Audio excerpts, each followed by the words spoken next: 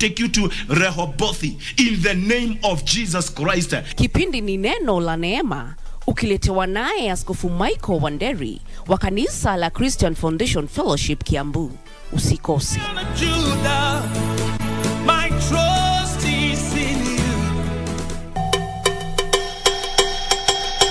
Unaka hivi hakuna windscreen haiko. Umeenda hivi? Dear Lord, are you safe? Sina kitu ya kuibiwa.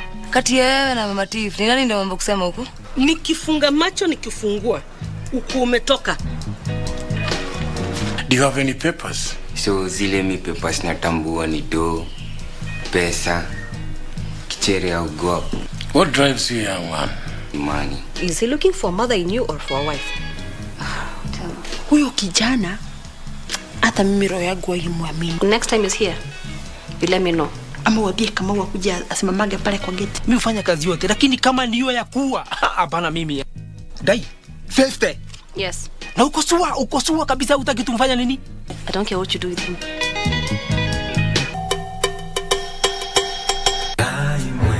Culture makes us have beliefs, values, mindsets, and practices. Alomba, Morio. Through culture, we get to see the behavior pattern and norms of a specific group. Their rules, their assumptions, their perceptions, and try to understand the logic and reasoning behind those assumptions. This family is normally not allowed into the compound, no. If it is taboo to eat chicken, and you have eaten chicken, the entire village would know that so-and-so's wife is a wolf. Walikuwa wanapata adhabu. Ile adhabu inaitwa malu. Every Friday at 9 p.m., KBC features different communities in Kenya for an opportunity to understand their specific belief or practice.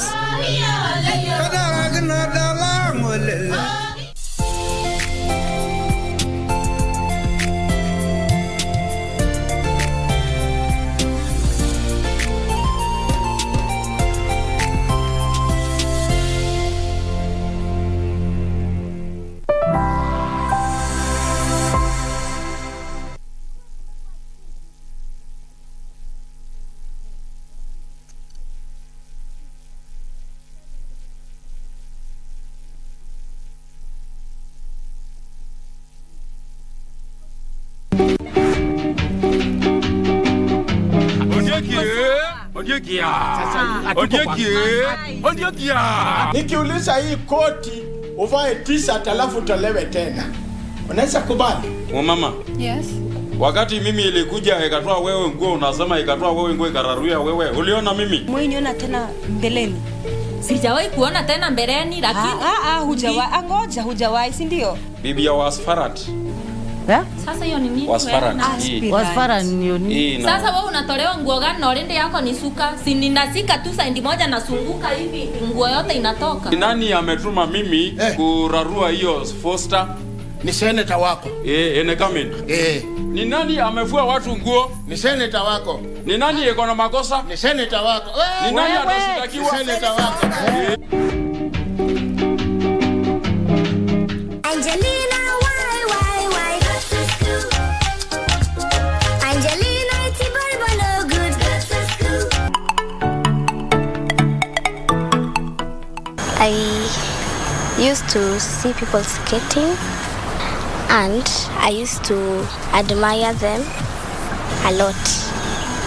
My future plans when I want to go over the world winning medals and skating. 5 fine Florida florist fried fish fillets. Ooh, that's the tongue twister of the day. Today I'm going to show you guys on how to make special French fries just at the comfort of your home.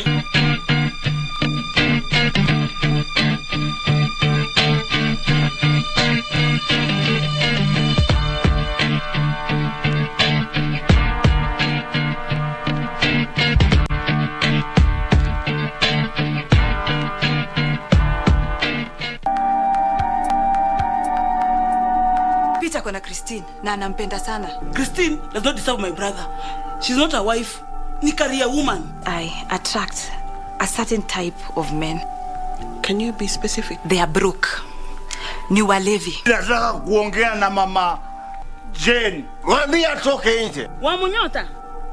Jane, rudi nyumbani. Hapa kuna wisdom kweli. Ulinikosea sana kuletea jemedari pombe hapa. Lakini si huyu ni mtu mkubwa. Ama twende tuipe na wewe, twende Mexico. Hizo vitu zenye unatumia siku hizi.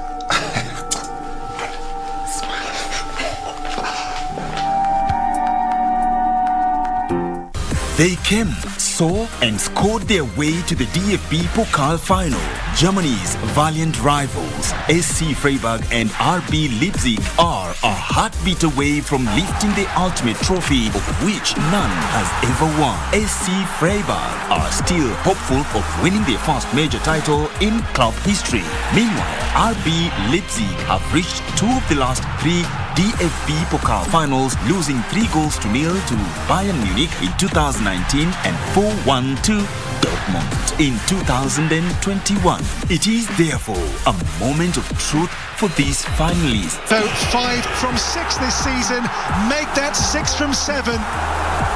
35 minutes gone, 3-0 Freiburg. This is history in the making.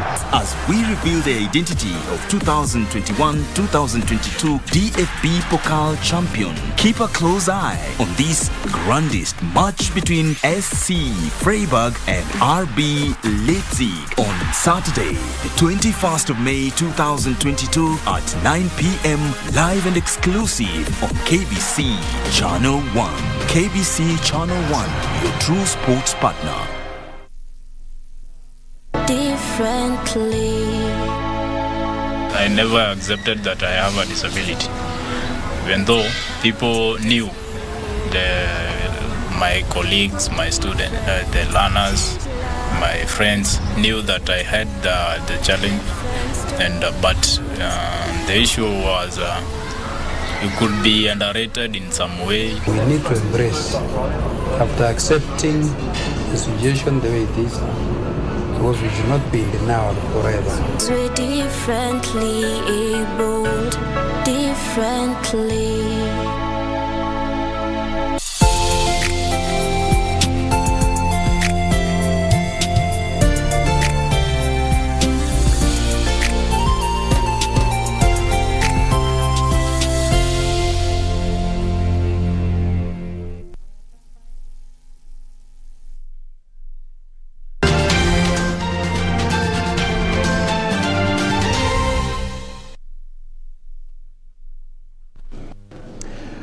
And good evening and welcome to this inaugural Gubernatorial Debate 2022. This is Machakos County edition. Welcome to the program. My name is Olo. Now, Machakos County has attracted a total of 5 contestants in this year's general election. And I am glad to inform you that we extended the invite to all the aspirants to come to this particular debate. But so far, only 5 have managed to make it. However, we have got an apology from the 2. Now, we have the very contestants will be allocated a maximum of 2 minutes to respond to their questions and another 1 minute for a rebuttal. The rules of the debate is simple. To the audience, there'll be no cheering, no clapping, and this is only meant to give all the contestants an ample time to respond that will be asked by the moderator. Ladies and gentlemen, on stage, I have to my right, Engineer Peter Maliti of Maendeleo. Let's welcome him on stage, ladies and gentlemen. In front of me is Mulwa of Empowerment and Liberation Party, the only lady. And finally, I have got Zioka Waita of Cha Uzalendo. Ladies and gentlemen, let us contact.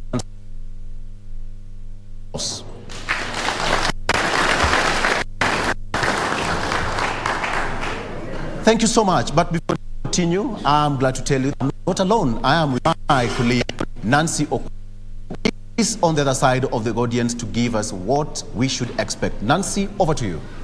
Na shukran sana mwenzangu Victor Olo, na bila shaka mtazamaji, kama ilivyo kawaida ni kwamba wananchi wamezoea kwamba wakati wa kampeni wananchi ama wale viongozi wanazungumza nao kupitia kwenye mikutano ya hadhara, lakini leo hii hapa KBC tumewapa wananchi hasa wakazi wa Machakos ile fursa tu ya kuzungumza na wale viongozi, kuuliza maswali ambayo wanayo na kuuliza wale viongozi, je, wanawaletea mabadiliko yepi katika kaunti. Na hivyo basi kwenye upande huu kama unavyoona ni kwamba wananchi wamejitokeza kwa wingi ili kuwauliza wale viongozi ama wale wawaniaji maswali ambayo wanayo, na nitakuwa nazungumza nao baada ya muda usiokuwa mrefu.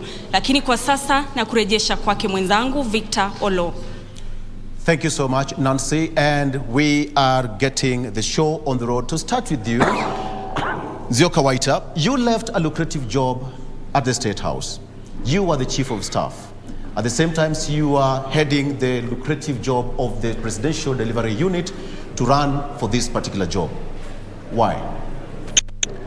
As I said before, I have spent 7 years doing development. I have spent 15 years doing management at the highest level.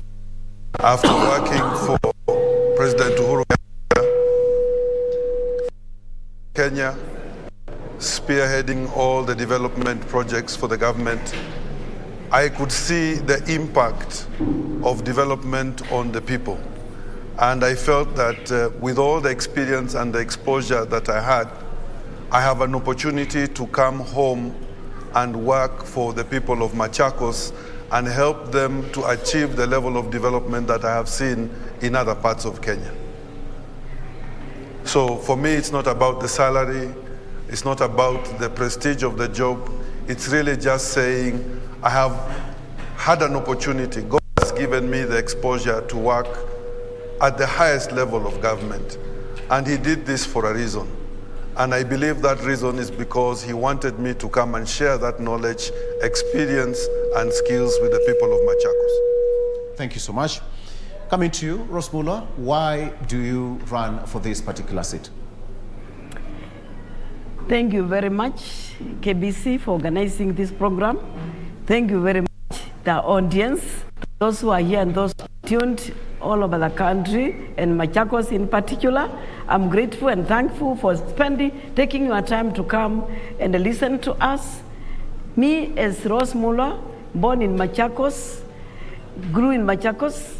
I am a business person, a medical person by profession, and I decided to come and seek for this seat of governor because I have gone around, I have seen information, and I found out Machakos people are being neglected.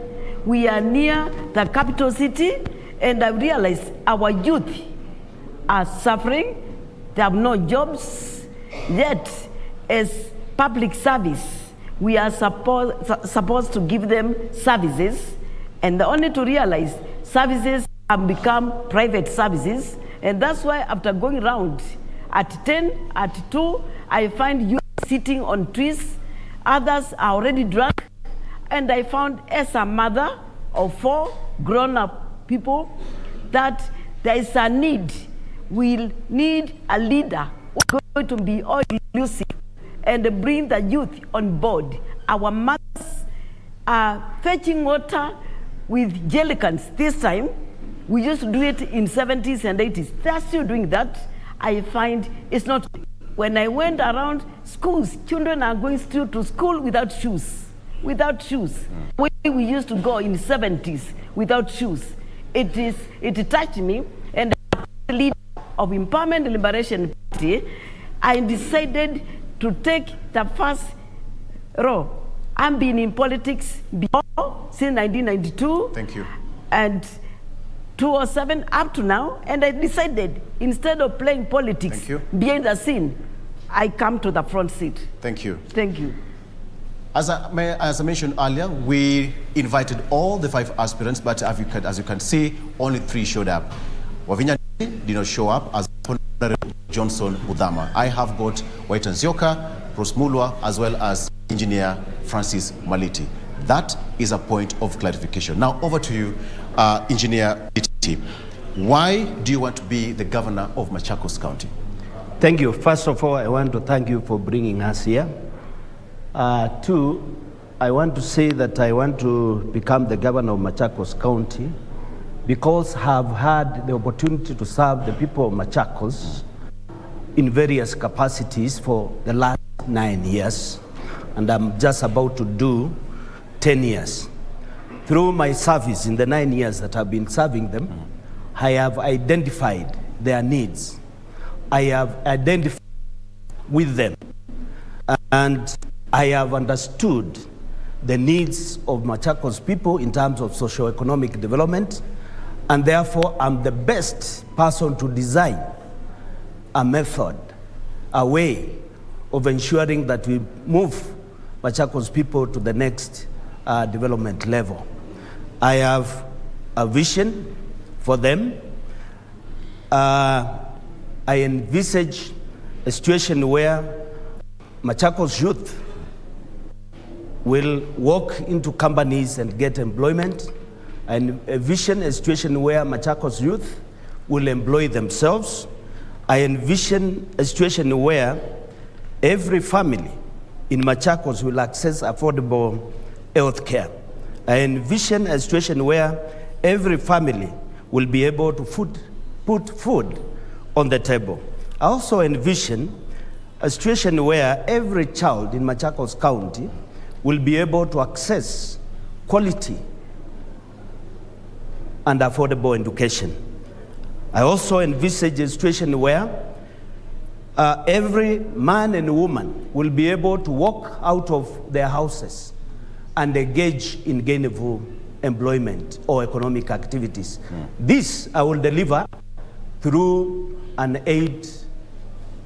8-pillar agenda, which after some time I will be able to put to the audience. Thank you. Back to you, still, Engineer. Machakos County is a county, as you know, has an annual allocation of around 12 billion shillings from the national government. How will you ensure that you use this allocation to serve the people of around 1.4 million as per the 2019 census?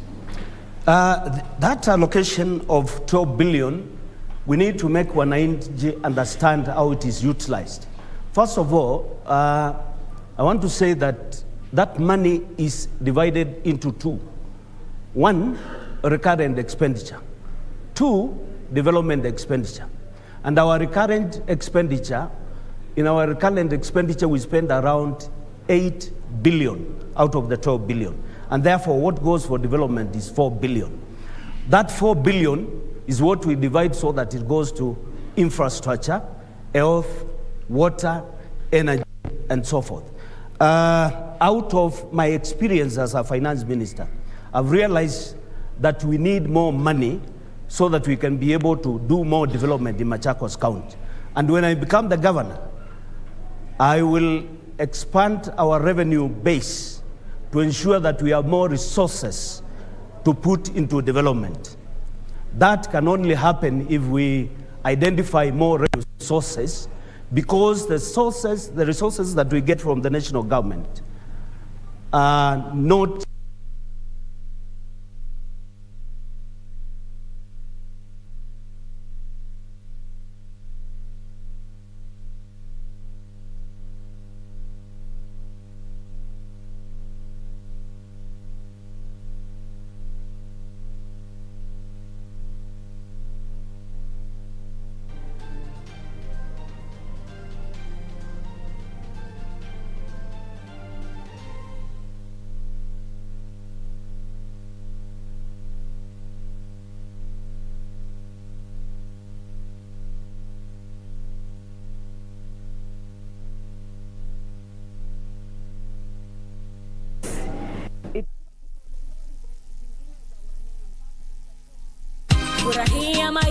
Boresha maisha na bima.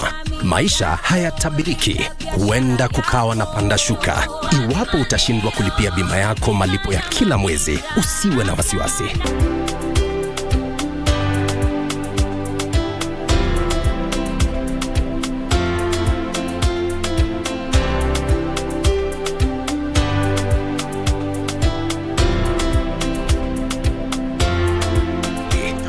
Pata bima ili kuhakikisha yote yatakuwa sawa.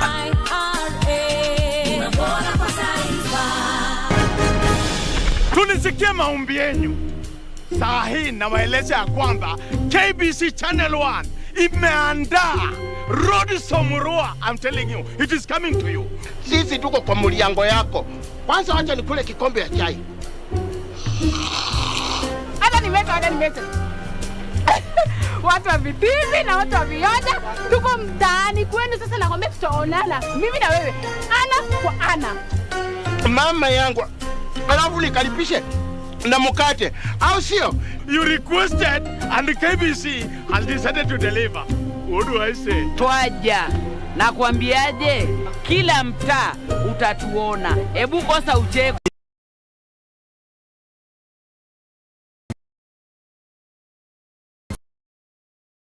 Final, Germany's valiant rivals, SC Freiburg and RB Leipzig are a heartbeat away from lifting the ultimate trophy of which none has ever won. SC Freiburg are still hopeful of winning their first major title in club history. Meanwhile, RB Leipzig have reached 2 of the last 3 DFB Pokal finals, losing 3-0 to Bayern Munich in 2019 and 4-1 to Dortmund in 2021. It is therefore a moment of truth for these finalists. So 5 from 6 this season, make that 6 from 7.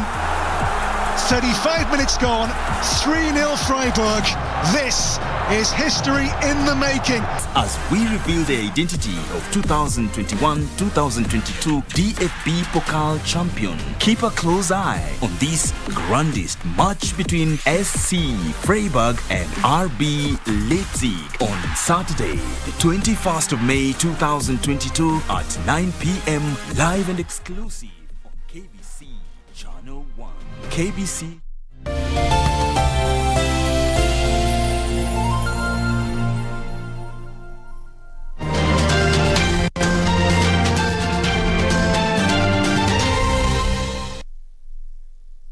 I use, first of all, 1 billion shillings to automate the entire revenue collection system of Machakos County so that nobody has to use any manual method of paying tax. Number 2, I will keep the 10%. That is 2 billion shillings. So 2 billion shillings dedicated to our health services to support the health infrastructure. I will then 800 million shillings that I will use for county development at ward level. I will allocate to all 50 wards 20 million shillings. I will also set aside another 20 million shillings for each of the 20 nominated MCAs so that we develop our county from the bottom up. And this way I am very careful with my words because it is so important for MCAs to have the resources to do their work at the grassroots. And that is how I will use my money. I will also ask myself, how is it possible that the county government of Machakos is spending 80% of the 12 billion shillings on salaries with nothing to show for it in terms of services in our county? So I will make sure that I will improve the terms of service for the current employees so that they are more productive. I will generate the target of on-source revenue so that we achieve at least 5 billion shillings in 2022-2023 financial year in on-source revenue. I will then use that money to build the county of Machakos. Thank you so much. Thank you so much for that. And just to warn the audience that please, rule of the game is no clubbing, no cheering. Let's give them their time to articulate their points. Thank you so much. Coming to you, Engineer. Do you understand Chapter 6 of the Constitution? Yes. If you do, what about it? Yeah, Chapter 6 is about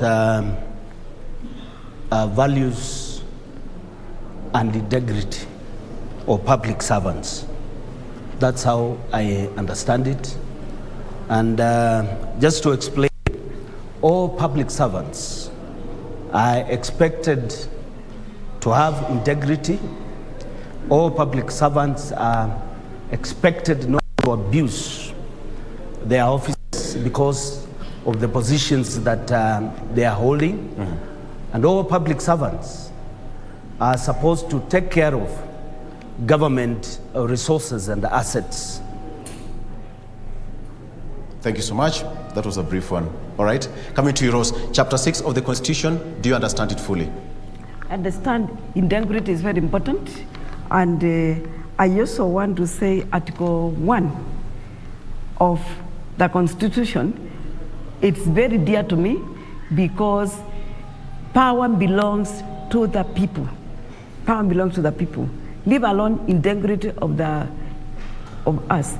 And another thing, it is a right for every Kenyan and every Machakos resident to have access to clean water, health, and all other services.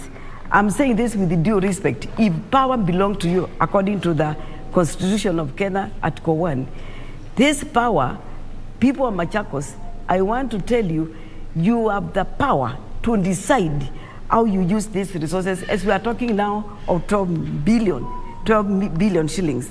And one thing I want to say, and with all due respect, after going around, and I'm building on the 12 billion, after going around, there is nothing to show for the 12 billion shillings. When you assess water situation, it's in a mess, there's no water. Food, people are starving, they have no food. And you wonder, Kenya, Machakos, which is in Kenya, Machakos is not a desert. Machakos has no winter. Yet, any delay of rain, only for a short time, there is famine. And the worst part of it, it is famine without money. It is not good for us. You have no money, you have no food. It is very unfair. And then not to mention the health services. Even this money we are talking about, 12 billion. Planning first, I have to clear that I want a good stock taking to make sure that any pending bills, contractors who have been doing work for the county and have not been paid, I would like them to be paid and I clear them first so that I can know where I am, so that I can know where I'm going. It's very important to me. After that, we'll sit and know integrity is very important. We have to preach and do what we are preaching. And I want to say with all due respect, Machakos people are hard-working people. We lack nothing in Machakos. Money is there, natural resources are there, and human resources is there. There is nothing I'm bringing from anywhere else apart from the skills of accountability, of transparency, and to be approachable. To be approachable. You don't need to use an MCA to come to me as a governor. Thank you. You can reach me direct. Thank you. Coming to you, Zioka, Chapter 6 of the Constitution is clearly stipulated in the Constitution. Do you understand it, and how do you intend to use it if you're elected? Number one, I understand that the constitutional threshold for public funds is that we should uphold integrity, we should uphold ethics. For you to hold public office, you should not be somebody with questionable character, past criminal conduct, adversely mentioned in land grabbing cases in places like Athi River and Mavoko. You must not be in a situation where officers working in your staff directly reporting to you are in the newspapers for having stolen 500 million shillings from the county government of Machakos.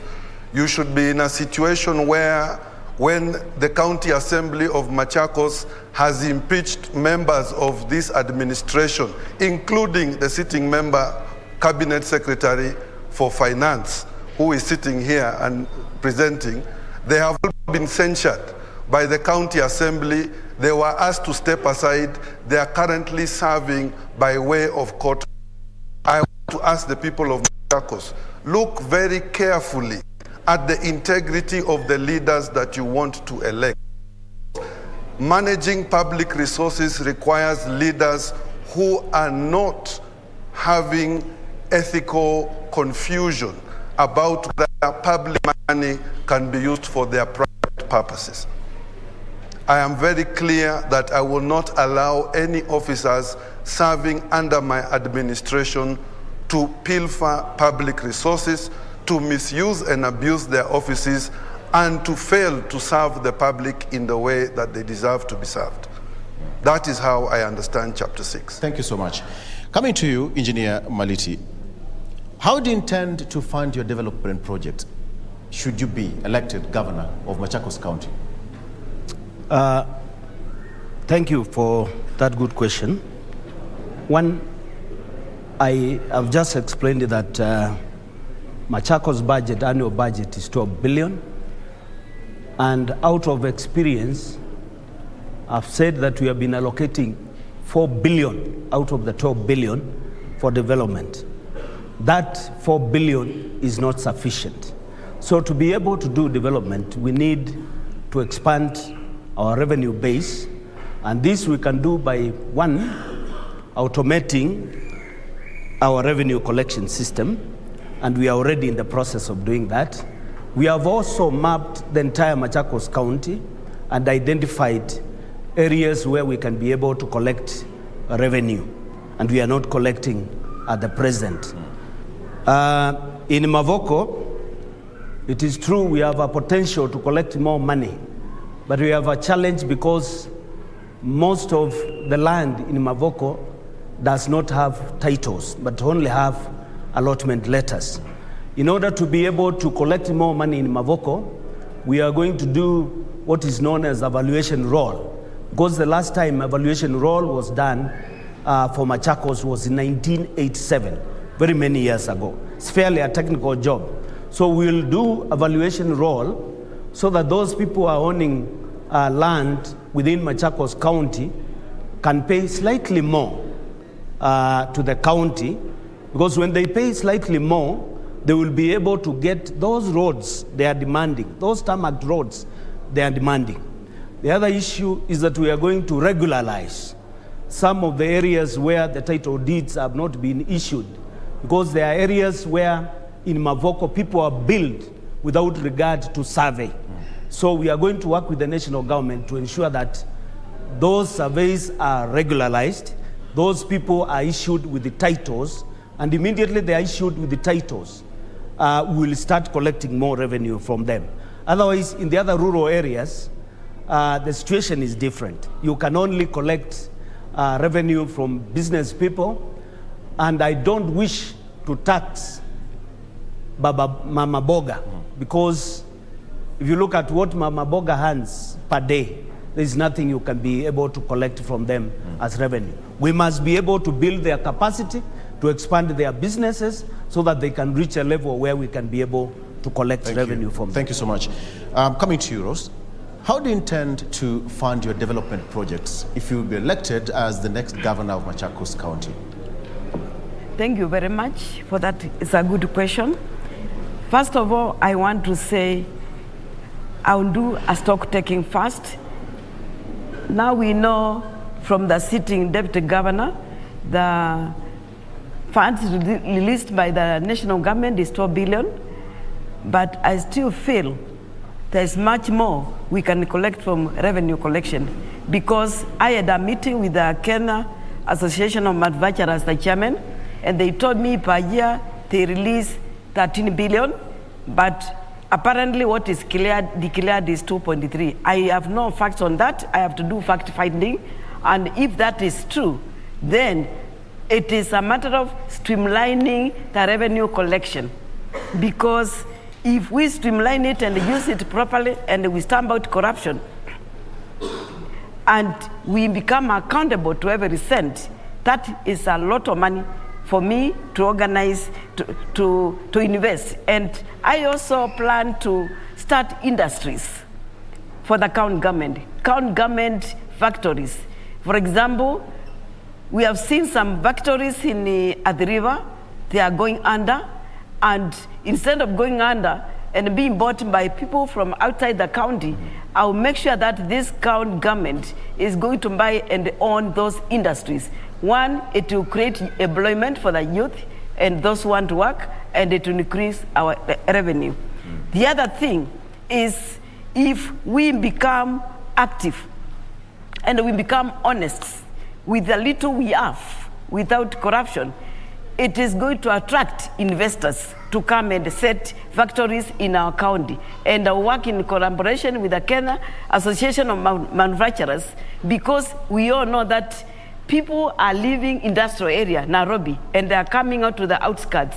Machakos, because of the proximity to the capital city, they will definitely come and work and set their industries in Machakos. And I think, I'm sure Machakos, we have got very educated people. People are capable. It's only they lack opportunities.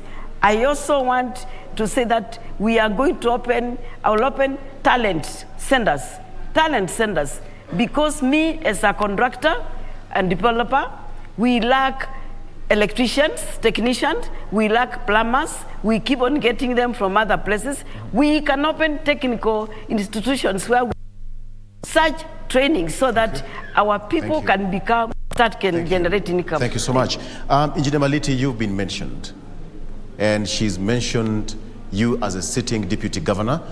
Do you have a rebuttal to that?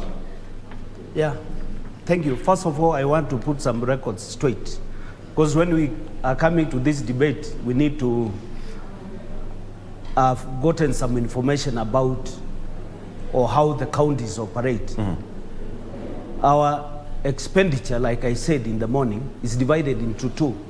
Recurrent is what goes to paying salaries. That is not development.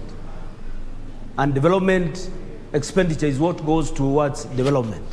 So I think my worthy competitor needs to understand the difference before even asking for to become the governor of Machakos, because that's tricky. The other issue, she has said that there is no water, no food, no money, no health service. I disagree, because since 2013, the county government was established, we found only 20 boreholes in Machakos County. Today, we have sunk over 660 boreholes in Machakos County. And if you go to the villages, you will find women fetching water, free water. However, since the boreholes are equipped with the solar, and the pump, that solar pumps the water from the underground using a machine. Occasionally, we have some pumps failing, and therefore a borehole remains without water for some time before we can be able to get money to be able to repair that. I also want to disagree with my friend Waita. He has said 80% of our budget goes towards salaries. No, he needs to research. He needs to research. Only 55% goes towards salaries, but we have intent to reduce that to the statutory 35%. And that can be done if we expand the revenue base outside any of our employees. We just need to increase the amount of revenue that we are collecting, and then the percentage goes down to that 5%. Thank you so much, Engineer. Zioka Waita, you've heard what they've said, and my question is still to you that how do you intend to finance your development project if you come 9th of August? Number one, we must stop corruption in the county. If you go to the sub-county of Mavoko and you go specifically to Mudhwani, Joska, that area where the quarrying activity happens, every day 200 lorries leave carrying concrete to deliver to all the construction sites within Nairobi, as far as Kiambu, Murang'a, and Kajiado. Each lorry is supposed to pay 3,000 shillings per trip. That would amount to a daily revenue of 9.1 million shillings, daily revenue of 9.1 million shillings, monthly revenue of 300 million shillings, and an annual revenue of 3.2 billion shillings from quarrying alone. This same county government, headed by the gentleman across there, reported in their last financial year that on-source revenue from quarrying in Mavoko generated 156 million shillings. So where did the other 2.9 billion shillings go? So I will make sure that 2.9 billion shillings is found. Number two, there has been a mention of boreholes. If there were 670 boreholes in Machakos County, that would be every sub-county, every ward would have 17 boreholes. Today I have spent the day in Kangundo, no borehole. I went to Kangundo, no borehole. I went to Milungani, no borehole. I was in his home in Kidimani in Yata, a place called Kaulukuni, no borehole. I was in a place called Kampiandege in Kidimani in Yata. A company of foreigners, Americans, have come to give our people water. So where are these 670 boreholes? I will make sure in my administration that the first thing is sign up with the Kenya Revenue Authority to replicate what they have done with the Nairobi Revenue Service. I want to remove the bill collection for individuals who are paying that. I want to make sure that all revenue collected in the county, without increasing even 1 shilling of rates, comes into the county. I want to implement the NAMSIP program for the Mavoko Township, the Tala Township, and the Machakos Township to make sure that zoning, city planning is done properly so that businessmen can do business and make money. That is how governments make money. Our job is to facilitate law and order, and I will do that, and I will get the on-source revenue in addition to what they're generating, an additional 5 billion in the next financial year. Thank you so much. Thank you so much for that. Your 2 minutes is up. Engineer, you have been accused. Do you have any response to that before I come to you, Madam Rose? First of all, I think my competitor, Bwana Waita, has spent a lot of time in Nairobi. I may not understand Machakos County.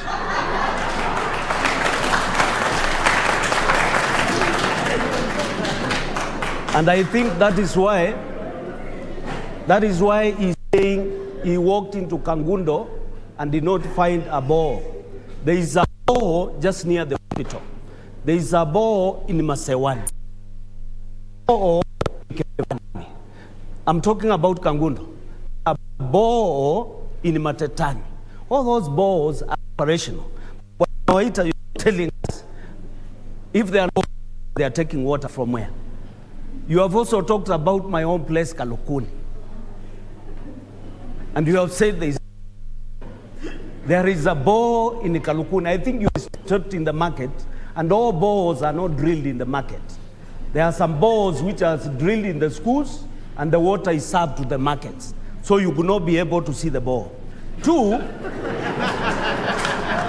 as an engineer, I doubt whether if we drill a borehole and we do not put a tank there, we reticulate the tank, the water very far. You may not be able to tell that there is a borehole. If the tank is taken very far, you will only be able to see a metal pipe put on the ground. So, Bwana Waita, I think in this debate, let us also be factual so that we can talk to Machakos people, because it is true, we have sunk 660 boreholes. Some, I agree, may not be operating now because of technical issues, but the Machakos people are taking water wherever it is free, because it is solar powered. Thank you. Thank you so much. I'll come back to you. Yes, Madam, you're the only lady here. You're getting fire from both ends. What's your response to that? I think somehow I concur with Mr. Waita, because I've also traversed the whole Machakos County. And I'm not even going far. The wholesale market here, which is a few kilometers from the deputy governor's office had no water at all. Toilets were blocked, and me, I did not wait until I office in August. I engaged 50 people. I paid them, supplied water with a bulldozer. They cleaned the market. Toilets were blocked and the pipes were blocked 1 year. And I even installed a water tank there. And every week I'm supplying water to that water tank. Not to mention, even Kariombangi, there is a Kariombangi here in Machakos County town. They have no water. I've installed a 10,000 liter water tank and I'm giving them water. That we are now talking within the Machakos County, a few kilometers from the governor's office. Now, if those ones are lacking water, what are about the people at Ndidhini? I went to Ndidhini, there is no water. You talk, I went to Masinga, no water. Everywhere I go, madam, mama, water, water. That means when you hear people crying for the same thing, there is, when you see smoke, there is fire.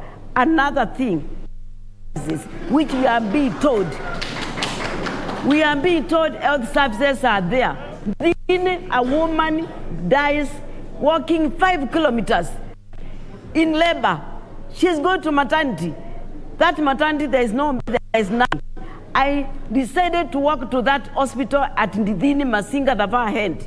I find a medical doctor sitting alone in the hospital. I asked him, my brother, people in this area, they don't become sick. He told me, I'm just serving the government. And he was different. I told him, continue serving the government.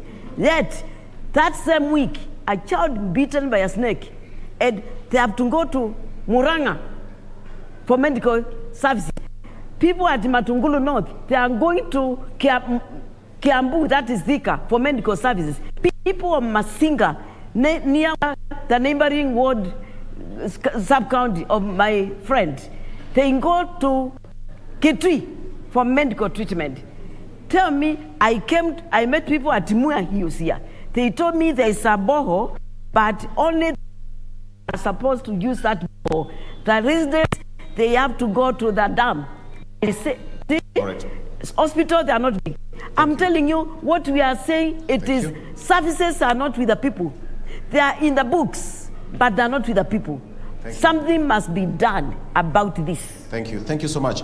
Before I come to Zioka Waita, Engineer, people are moving from one country to another and health is devolved, as she alleges. It is practical for that to happen because there are people who are coming from Makueni County to get health services in Machakos. Equally, there are people who are within the borders. Within the borders. Yes, within the borders. Who are also moving from Machakos to Kitui to get health services. I want to explain the kind of challenge that we have in health services. It is a systemic problem. One, when we took a budget to the county assembly for health to be approved, they did not approve the kind of budget that is expected to take us for a full financial year. So when we realized they didn't do that for this financial year, because you realize the other financial years we didn't have that problem. So when they realized they had done a mistake, they requested that we do a supplementary budget. We have done. In that supplementary budget, we are requesting for more resources. We are requesting, they approved only 3 billion.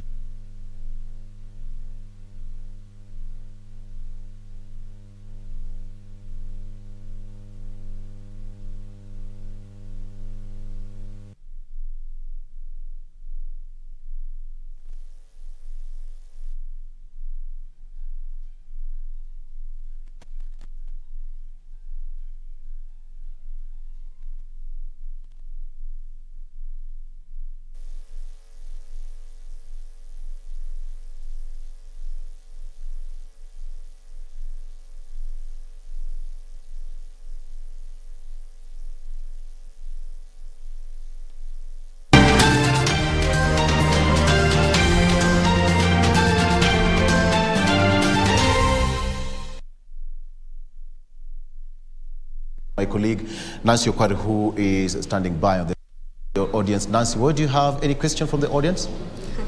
Na shukran sana mwenzangu Victor Olo. Bila shaka wawaniaji wamezungumza, lakini aliye na usemi wa mwisho ni mwananchi. Manake atakapoelekea pale debeni Agosti 9 ni yeye ambaye atamchagua kiongozi ambaye anahisi atayuliongoza ama ataongoza kaunti hii kwa njia bora zaidi. Na hivyo basi tu ningependa kupata maoni na maswali ya baadhi ya wananchi ama wakazi kutoka katika eneo hili. Kuna mmoja hapa ambaye tutazungumza naye angalau kupata swali kisha tutapata mengine. Tueleze jina lako na swali lako ni lipi leo hii. Tutaangalia kamera pale. Mimi naitwa Fino Mondi, an ICT professional. Now my question to you governors is this. It's about infrastructure. We have a big problem in the country whereby we install infrastructures and after a short time they are not able to function. Now look at what has happened right now. There is CCTV all over Machakos County, but it's not working. So what is your plan about the infrastructure? I'm talking about sewerage, drainage, water, the roads and everything. Right now, many of them are not working. So what is your plan about installing quality infrastructure that is going to last? And then what is your plan on maintaining the infrastructure that you install? Thank you. Naam, shukran sana kwa swali hilo. Kabla ya kuendelea pengine tupate jibu kutoka kwa Mheshimiwa Maliti, kisha tutapata kutoka kwa wengineo. Mheshimiwa Maliti, tupate jibu lako kuhusiana na hilo swali. Thank you. I think it was Nyanguti. That's a good question, and I want to say from my experience that we need to allocate more money for maintenance of infrastructure. And from my education and training, I know when you have an asset worth about 100 million, then you need to set aside 20% of that for maintenance. But because of resource constraints, because there are competing needs and priorities, many counties and even Machakos is affected.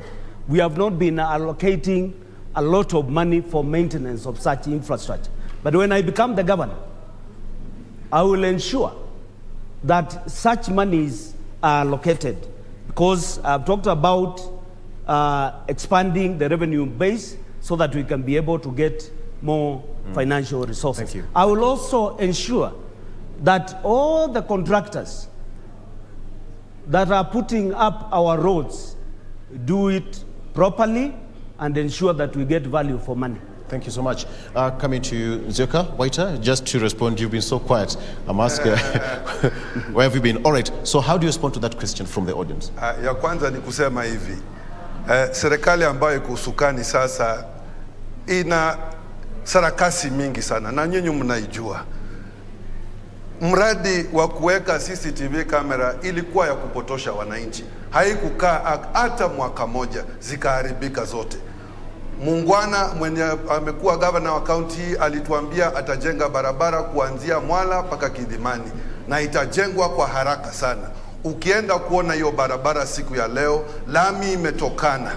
Daraja ni nyepesi sana, gari mbili hawezi kupita. Ukiwa peke yako usiku utavamiwa na wezi ukipita hiyo daraja. Ukifika upande ya kwenda Yata, barabara imetokana kabisa. Na hizi ndio shida ya siasa ya sarakasi. Tukiwa usukani, sisi tutafanya miradi ya maendeleo ya ukweli. Kazi ya security ni kazi ya serikali ya kitaifa. Kazi yetu ni kuwasaidia. Mimi nitahakikisha kwamba nikiwajengea barabara nitawaambia ukweli. Gharama ya barabara ndio hii. Barabara ya kuanzia Kangundo kuenda Mwala itakuwa na hii gharama, na tutatafuta wanakandarasi ambao wanajua hiyo kazi. Kufanya kazi ya ku-maintain na kuhakikisha kwamba zile miradi ambazo serikali inajenga inalinda, tutafanya hiyo kazi. Ukisema kwa mfano, na mwenzangu ameongea kuhusu hospitali, ati watu wanatoka Makueni kuja hospitali katika kaunti ya Machakos. Hiyo tena ni kuendeleza hiyo utapeli hii serikali imetupatia. Ukienda Muthesia, Ndithini, hao watu wote wanaenda kupata matibabu kaunti ya Murang'a. Ukienda Mavoko, watu wote wanaenda kupata matibabu huko Lucy Kibaki. Hapa leo nimetoka hospitali ya Kangundo level 4. Maneno ya dawa, hakuna madawa. Tuko na shida katika hospitali yetu ya level 5. Hata mwezi haijapita tangu wagome kwa sababu hawajalipwa, hawana vifaa na hawachungwi na serikali yao. Nataka niwaambie hivi, hata kama ni kutafuta kiti na usukani, tusiwatapeli wananchi na mambo ya maendeleo tafadhali. Nancy? Naam, shukran sana Bwana Waita kwa kujibu swali hilo, na vilevile wale wawaniaji wengine. Kuna wananchi zaidi ambao wana maswali, hivyo basi nitachukua mawili ya mwisho pengine sababu ya muda. Tueleze jina lako kisha naam tutachukua maswali. Naam, jina lako na pengine swali lako ni lipi? Thank you very much. My name is John Kivuva from this county, actually a few meters from here. Community system strengthening for health specialist, having worked here for many years. My concern is on health issues, which is my area. Devolution came to give the counties leeway to be innovative and creative. But you have operated on the old systems all through. Today, it is immoral and a sin to refer a mother from Ndithini, from Kangundo, for a Caesarean section to Machakos here. It is easier to fly or to ship or to drive a consultant to those places to attend to those mothers. But you have refused to be creative and innovative because you have refused to take new ideas. And new ideas come from non-state actors and the civil society. And sometimes you develop cold feet. So the new aspirants here, and my friend Maliti, what is your take on the involvement of the civil society and non-state actors in the delivery of health services to the honorable people of Machakos County? Asante sana. Thank you so much. All right. It seems that question is directed to you, Bwana DG. Why health is devolved as per the Constitution? How do you respond to that? Before I come to you, Madam Rose, how do you respond to that? First of all, the cost of human resource in the health sector is fairly high because the doctors negotiated for high salaries, and that is how they have been eating into the budget for health. But I agree with him. I agree with him that we need to be more innovative and take healthcare to the villages by a way of ensuring that we have a community outreach. The doctors go to the people and not people coming to see the doctors. So there is need for change of attitude by the doctors. However, I also want to say here, we need to move from curative to what we call as preventive and promotive health, where instead of focusing in expanding the infrastructure in health by constructing buildings, we empower our community health volunteers. Perhaps we make them community health workers so that we can stop people from catching disease, first of all, before we even think of treating them in our hospitals. Thank you so much. That is what has happened in the developed world, and that is the kind of shift we should take. Thank you very much. What about you, Madam Rose? I just want to comment on this.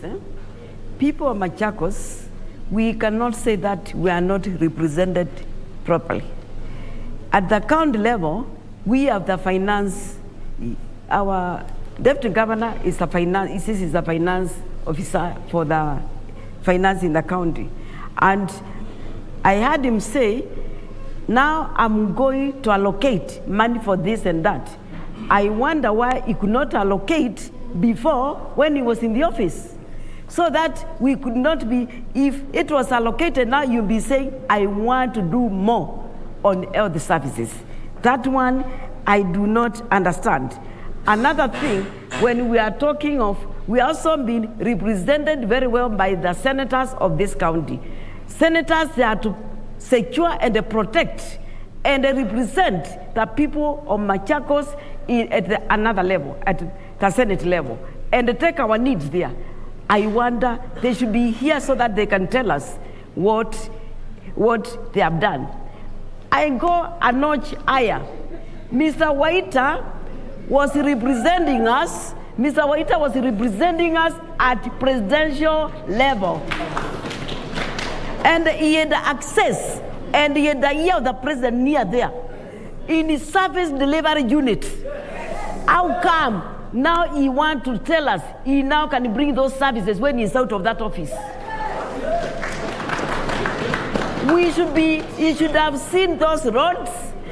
I'm sure he has seen highways in some counties. Some counties have got highways which are 20 meters wide. There are bridges in Machakos which are 20 meters long, and they are not being fixed. I went to the area of my friend, the deputy governor, Kidivini, to launch and assist and contribute a building of a bridge where people carrying a coffin, they are being carried by a seasonal river. Children can't go to school. So Mr. Waiter should tell us why he never brought the services to us in Machakos when he was in office and he had the president next to him, Nikusema to whisper. That I went to Kirinyaga, the PS there, Kibichu, I respect. That place is so developed. He was under Mr. Waiter. He's a senior man. So I'm wondering, now how will he do things different now that there will be a different president? He will be here. Thank you. I want to know. All right. Thank you so much. Just to warn our audience that please, this is a live function, and please, the rule of the game is do not clap, do not cheer. Give all the contestants time to articulate their points. Thank you so much. Coming to Waiter, you've been accused that you are working at the top echelon of this government. But as you respond to that, what would be your style of governance if you're elected? I think there were a number of questions, Victor, that I just really want to tackle. Number one is that no administration has the monopoly of knowledge. There is a reason why civil society exists. Now, I feel that health services is the responsibility of the county government. But we cannot stop from taking ideas, suggestions, and inputs from civil society. The thing that is ailing our health facilities in Machakos County is incompetence. Let me just repeat that. It is incompetence. We have 104 level 1, level 2 facilities. We have 65 level 3 facilities. We have 10 level 4 facilities, and we have 1 level 5 facility. We have 85 doctors, 35 of whom are working, 55 are on study leave. We have a population of 1.4 million people. Our current doctor to patient ratio is 1 doctor to 17,500 individuals, overseen by the administration of Mutua and Maliti. Number one, let me just emphasize that there are no dawa in the hospitals is a fact. I don't need to say it, it is a fact. That when you go to the level 5 hospital, you will be asked by the medics there to go across the road to the chemist to buy gloves so that you can go and see your patient. That is a fact that is there today. Number two, let me talk to the question of infrastructure and what you do when you work for the president. When you work for the president of Kenya, you work for 47.5 million people. Now, the reason why you have 170 people from Machakos County serving on board parastatus when the Kamba Nation was in the opposition is because I put them there. Number two, the reason why Machakos Level 5 has the latest equipment in MRI, CT scan, dialysis is because I insisted that they must go there. The reason why you have the road from Konza to Kimutua to Tala to Donyosabuk is because I insisted that it would be built. The reason you have the road from Kenol to Mitaboni to Kadhiani going to Lower Kaiwa is because I insisted that it should be done. Number two, the reason why the Nairobi Expressway begins in Mulolongo and not at JKIA where it was initially planned is because Waita made it move. The reason why you have the dual carriageway from Atiriva to Chumbi is because Waita oversaw that project. The reason I want to explain so clearly so that people understand that even when I was in Nairobi, thank you so much. I was working for my people and I ensured that their interests were catered for. Thank you. And even the governor of this county is a person I assisted time and time again. So I have no apologies to make in that regard. Thank you so much. All right. My style of government will be as follows. All right. Okay. I will be a consultative governor. I will be a bipartisan governor. I have said this and I have said this before. I want to work with all elected leaders irrespective of what parties they come from. Number two, I want to make sure that the deputy governor of Machakos County is not a flower girl, somebody who just sits to sign things. The deputy governor of this county must be able to show performance and must be able to deliver. I will govern in a way that we will not tolerate corruption and misuse of public resources. Thank you. Thank you so much. Engineer Maliti, before I come to you, Rose, what would be your system of governance? And before that, you've been accused and you've heard what's happening. So what would be your style of governance if you're elected? Let me first of all respond to the accusation. One, I want to put it in record that currently I'm not the Minister for Finance and Economic Planning. I moved from that docket when I decided I will vie for the position of the governor. Two, Banawaita is saying that he negotiated or he pushed for all those roads that he has talked about. I just want to remind him, when you go to State House, Banawaita, you should have gone into the records and found that one of the people who designed and negotiated for such roads was Francis Maliti, when I was sitting in national government as the director of Vision 2030. These roads were negotiated by leaders from Machakos, elected leaders from Machakos, including Mheshimiwa Munyaka, including Mheshimiwa, and I think we should be Katadha in Kangundo, including Mheshimiwa for Matungulu, Mheshimiwa Mole, including Dr. Alfred Mutua when he became the governor in 2013. So my brother is trying to take credit for things that he has not done. He had a huge opportunity because he was sitting where the money for Kenya is signed. He had a huge opportunity to bring the president of Kenya to Machakos and build a tarmac road of 40 kilometers. And I have one in mind, the one which starts from La Palace in Wamunyu to Kalawa. That, Banawaita, you are done. The road that moves from Kangundo, which is only 20 kilometers to Mwala, 20 kilometers, you would have had, and many more, would have had such opportunities to help us when you are sitting there. Now that you have come,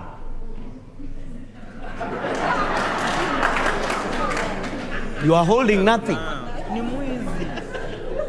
So you cannot tell us that you are going to do better when you had a better opportunity to serve the people of Machakos. I also understand that you have not been dwelling in Machakos, and therefore you may not understand the needs and the problems of Machakos people. Thank you. I guess, my question to Bwana you, Waita, you need a bit of time. My question to you, engineer, is that what would be your style of leadership? Thank you. What would be your style of leadership? I was just giving a rebuttal. One, I will not tolerate any corruption in Machakos County.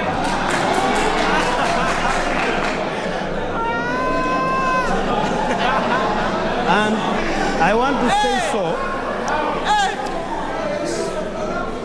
Corruption. I want to say so without blinking. Two, I will ensure that I work with all other leaders, including all elected leaders, including the senator, the members of parliament, the women rep, and the members of county assembly. Because when you are at the top, you need to engage the other leaders so that you can be able to understand the needs of the people that they lead, and they can also help you to lead. Two, I will introduce what is known as Ward Development Fund. I will ensure that each ward is given development money and there is public participation before that money is utilized, so that people can be able to identify their priorities, because the priorities for Maboko are not the priorities for Mudeshi. The priorities for Kalama are not the priorities for Kadiani. Thank you so much. I will endeavor to engage the people in public participation in development matters. Thank you. Madam Rose, what would be your style of governance come August 8th? And we understand that 2/3 gender rule is one of the key pillars of the Constitution. So what would be your style of governance? Can you repeat again? What would be your style of governance if you're elected into office come August 8th? My style of governance is that the democracy. Right. And all inclusive. And I will not take people in general of Machakos. Machakos people, I'm going to group them in women, because there are matters of women which do not affect men. Organized groups. I'm going to have the youth of Machakos to come on board with me and tell them we are getting a second chance. And I'm saying this with due respect. I happen to be the only governor who is seeking a position, who has taken a running mate who is under 35, a youth. Aside that, I have got the youth at heart, and I want them to be all inclusive. I'm not going to forget the old people, the retired people. One day, all of us will be old, and our old people have been neglected. They were productive one time, and another time they are left there. All we do is, when they die, we go to bury them, and they say he was a good man, he was a good woman. Yet that person died with a rope around their stomach, without food, without water, with nothing. I have a plan for the elderly and the retired people. About the business community, I want them to be their stakeholders. I'm saying every resident of Machakos. I'm not saying every Mukamba in Machakos, because Machakos is a cosmopolitan place where people from all corners of the country, tribes, they come to Machakos. So I'm calling all the residents of Machakos, they will be included. And very important, I want us to plan even for the unborn children, so that when unborn children come, they find all the structures in order. They want to find good schools, because first of all, I must prepare myself for the CBC curriculum, because we were having 844, and parents had challenged paying school fees. Now CBC, it is more demanding because the demands for finances has gone up. I want to have a system that there is no child who will miss school because lack of school fees. I'll make sure that all the administrators of the... Okay. Thank you. Before I come to you, Waita, you've talked about CBC, and one of the government's agenda is to have 100% transition. And it said that Machakos County has the lowest level of transition. Does that worry you? I'm telling you, it is going to be very difficult, because when I went round, all the demands of the people of Machakos, and I give them my number, because I told them there will be no bridge between me and them. I give my personal number to any resident of Machakos I meet. They are calling me for school fees. Right. And the school fees for primary school is, I think it's less than 2,000 per term. But there is now the demand of CBC. Because of this CBC, I'm planning to develop and establish technical institutions, so that when these children go to school and they cannot proceed to higher education, we can give technical training. I want to have a system where we can afford, and I think we can afford. Machakos is very rich. We pay primary education for all the children in primary schools, so that we can alleviate the suffering of our parents. The thing is, the COVID affected economy, and people are really suffering. I've got a plan, and I want to have all the facts about the income, about our budget, so that I can see whether I can assist the parents not to pay with school fees in primary schools. Thank you. And I think it is possible. Thank you so much. Doable. Thank you very much. Coming to you, Zioka. The issue of 100% transition is a big deal to the government. CBC is here to stay. And you worked at the highest point of this land where decision-making about education is made. Does it worry you that Machakos County is said to be having the lowest rate of 100% transition to high school? Let me start by saying a couple of things. Number one, Maliti is my neighbor in Nairobi, so we live near each other. Number two, I also know he used to live in Nakuru and just moved to Machakos the other day. So we know Machakos just the same way as each other. As I carry on, the issue of CBC and the 100% transition. As you know, the government has allocated 8 billion shillings to assist in the infrastructure program, which is part of the biggest challenge we face with transition, is that there needs to be more classroom space for these children as they progress into secondary school. Now, the challenge we have in Machakos is a lack of unity of purpose. I feel, and I have sat with the County Education Board leadership, I have sat with the leadership of NAT, with KEPSHA and KESHA, and we have agreed as follows.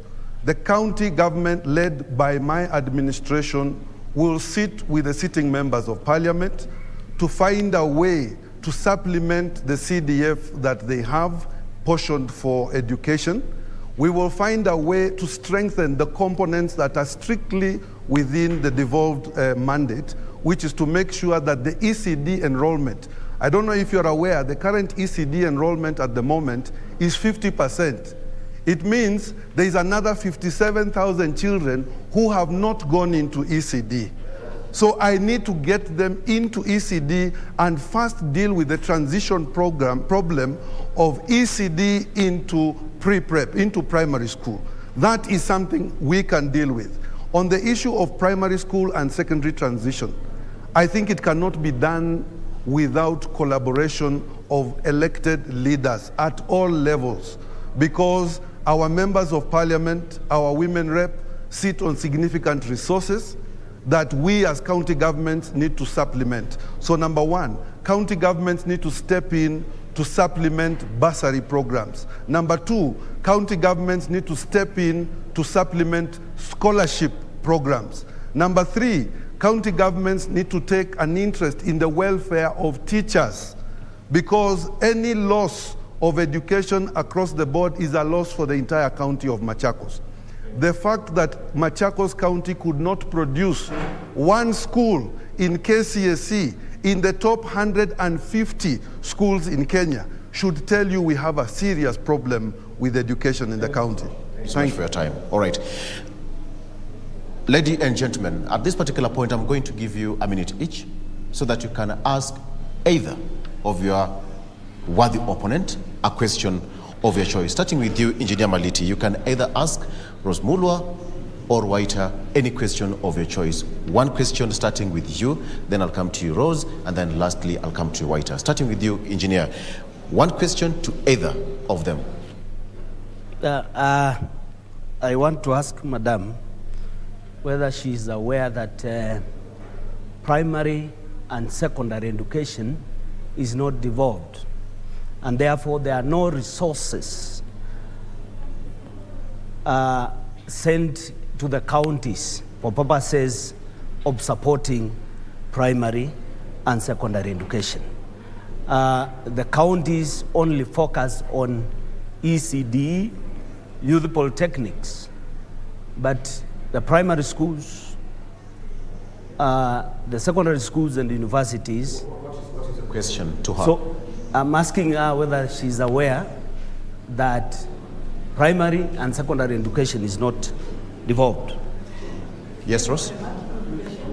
I'm aware of all that, but what I'm saying is that if we streamline and stamp out corruption, the revenue collection will be enough to support primary and secondary education, irrespective of government not giving us support on that. There is more than enough, but it is being diverted to other areas. That money, which some of us politicians we are dishing out, it is not somebody's salary. It is the money for the people of Machakos, which they never got during the last 10 years of leadership. Yeah. All right. Thank you. At this particular point, I also give you time to ask either of them a question. Go ahead. I want to ask a very simple question, and this is it. To who? I will ask each one a question. Go ahead. I will ask one. Yes. I ask one. Mm-hmm. Yes.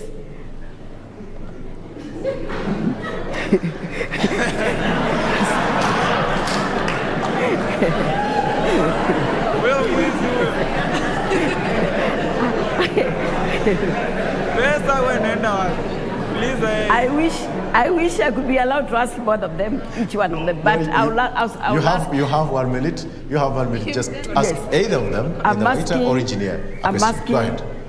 Mr. Maleti, our deputy governor. You have been in office for the last 10 years, 9 years, or even 5 years, and you still want, things never happened when you are there. And I know if you did not agree with what was happening, I expected you to step out and say, I cannot understand this. In protest, I've resigned. And because I can't understand what is happening. So what is your question? My question is, you have served Machakos people for those years, and we are not happy somehow. Why do you want to come again? To make us unhappy? Okay. All right. Why do you want to come again and make and give us the? Thank you so much. And give us the same services for another 10 years. Can you give us a break? Thank you. I guess, engineer, you've answered the question. But then, before you answer that question, let me come to you, Whiter. All right, a minute also, because they're so quiet, to ask any of them a question before he answers. Go ahead. I would like to ask our deputy governor for the county of Machakos how he feels when he gets on the road at Koma and he drives through Tala and he goes to Kangundo and he sees all the garbage that starts at the border of Machakos County and Nairobi uncollected for 6 months. How does he feel? Thank you. Engineer, go ahead. You have got 2 questions from them. Go ahead. I will start with the first question and say that I've served Machakos County for the last 9 years, but I was not the vision carrier. And I want you to understand this. I was not the vision carrier. And I'll give you an example. When the late President Kibaki was serving under President Moi, he became the Minister for Economic Planning, Finance and Economic Planning. and served for 12 years. When Kibaki was given the opportunity in 2002 to become the president of Kenya, there was a big difference in 10 years.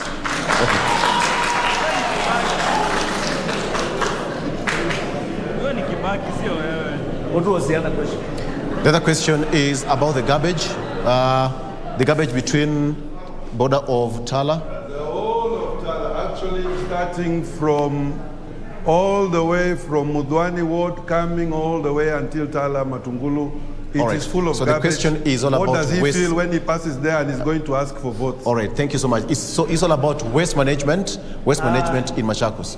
Thank you. I know we have a challenge in waste management in Machakos County, and particularly in the municipalities.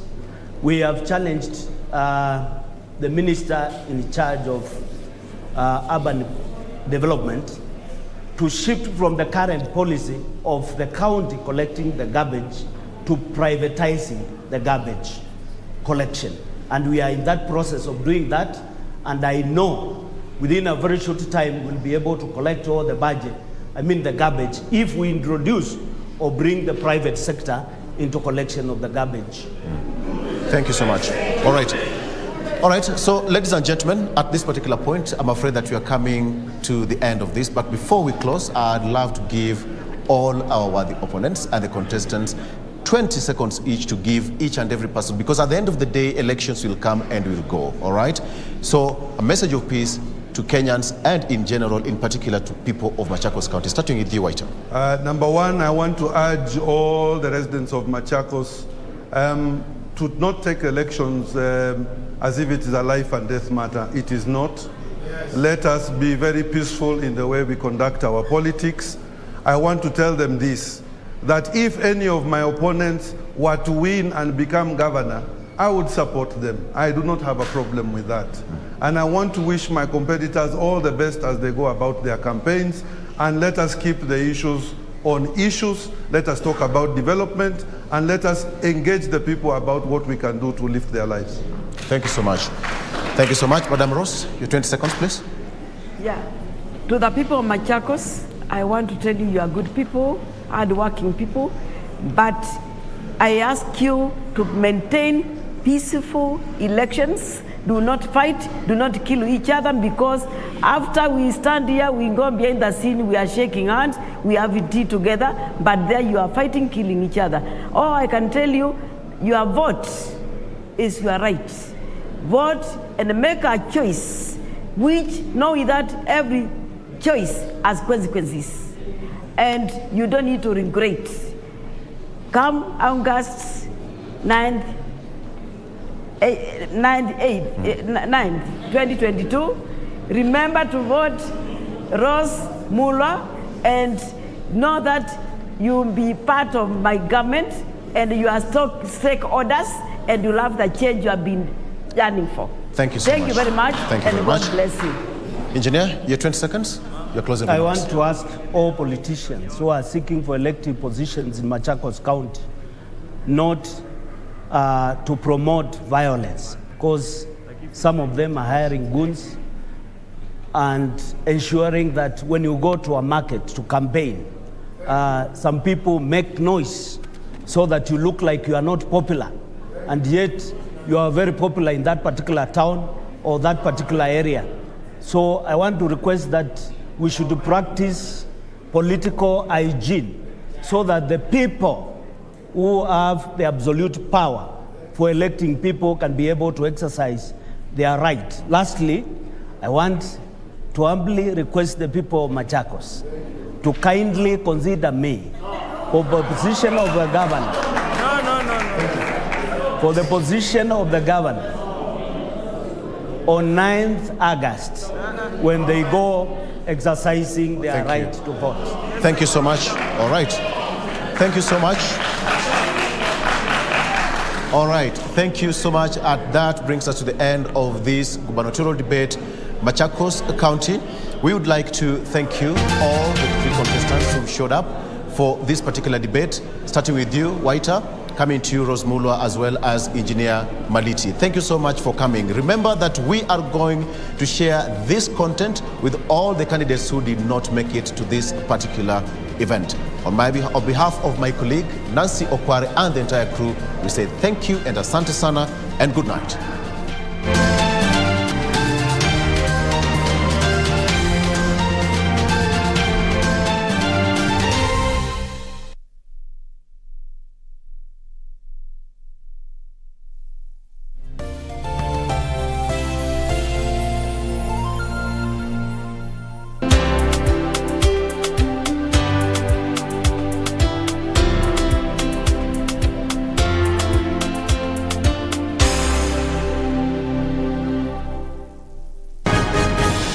Tulisikia maombi yenu.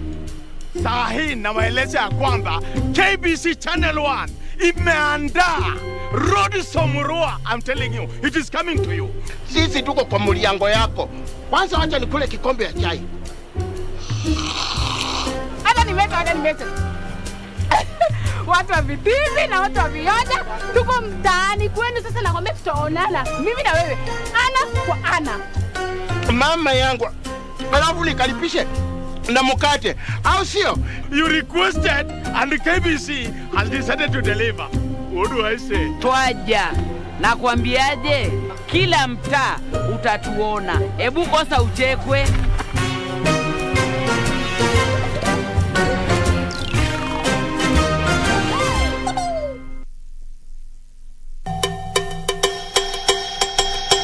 Unakaa hivi, hakuna windscreen, haiko. Umeenda hivi? Dear Lord, are you safe? Sina kitu ya kuibiwa. Kati ya wewe na Mama Tiff, ni nani ndio mambo kusema huko? Nikifunga macho nikifungua, huko umetoka. Do you have any papers? So zile mi papers natambua ni do, pesa, kichere au go. What drives you, young man? Money. Is he looking for a mother-in-law or for a wife? Huyo kijana hata mimi roho yangu haimwamini. Next time is here, you let me know. Ama wabie kama wakuja asimamage pale kwa gate. Mimi hufanya kazi yote, lakini kama niyo ya kuwa, hapana mimi. Dai, 50. Yes. Na uko sua kabisa, utaki tumfanya nini? I don't care what you do with him. They came, saw and scored their way to the DFB Pokal final. Germany's valiant rivals, SC Freiburg and RB Leipzig, are a heartbeat away from lifting the ultimate trophy of which none has ever won. SC Freiburg are still hopeful of winning their first major title in club history. Meanwhile, RB Leipzig have reached 2 of the last 3 DFB Pokal finals, losing 3-0 to Bayern Munich in 2019 and 4-1 to Dortmund in 2021. It is therefore a moment of truth for these finalists. So 5 from 6 this season, make that 6 from 7. 35 minutes gone, 3-0 Freiburg. This is history in the making. As we reveal the identity of 2021-2022 DFB Pokal champion, keep a close eye on this grandest match between SC Freiburg and RB Leipzig on Saturday, the 21st of May 2022 at 9 p.m. live and exclusive on KBC Channel 1. KBC Channel 1, your true sports partner.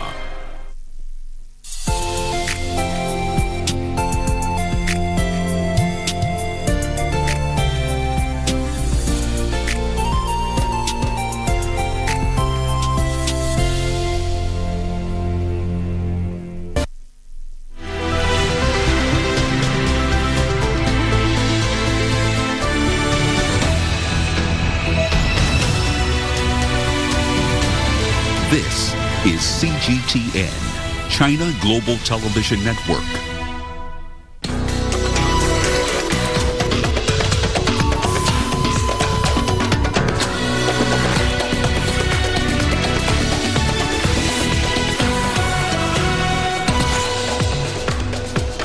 US President Joe Biden hosts leaders of Finland and Sweden to discuss their NATO applications. A new report says a record 59 million people were internally displaced globally last year, with sub-Saharan Africa the worst affected. And the Africa CDC says a polio outbreak in Mozambique is similar to the one earlier reported in Malawi. Hello and a very warm welcome to Africa Live on CGTN. I'm Lindy Mtongana in Nairobi. With me in studio is Uche Okoronkwo with a preview of your business news. Thank you, Lindy. And here's a look at what's coming up on Africa Live Bits. 70% of the Middle East and North Africa population is expected to use electronic payments in 2023. And South Sudan lays out its plans to boost its battered economy. Of course, all that coming up within the program. For now, it is back to Lindy. Thanks, Uche. In our top story, China's Foreign Minister Wang Yi has called for diplomacy to resolve the Ukrainian conflict. Wang Yi said sending weapons to Ukraine would not achieve peace, and imposing sanctions on Russia will not solve Europe's security concerns. He said China opposes forcing countries to pick sides. Wang was speaking to foreign ministers from Brazil, Russia, India and South Africa. CGTN's Julia Chapman now reports on the significance of this BRICS meeting for Russia and other participants. This is a pretty significant meeting for Russia. Russia is increasingly dependent on these countries that it sees as partners, countries that have not been working to isolate Russia in the wake of its special military operation. Of course, Russia has faced unprecedented sanctions from the West, from some Asian countries as well, and certainly is finding things more economically difficult, although Russian officials insist that they will be able to weather this storm. They won't be able to do that without the help of certain partners with which they still maintain very strong economic ties. China and India being the biggest ones, of course. India has been buying defense weaponry from Russia. It is the biggest defense buyer of Russian weapons. It's also been buying cheaper oil in the wake of the special military operation. Russia has been looking for new buyers. It has had to lower its prices, and India has been one of the major beneficiaries of that. China as well, of course, a major trading partner for Russia and a very important one politically for Russia as well.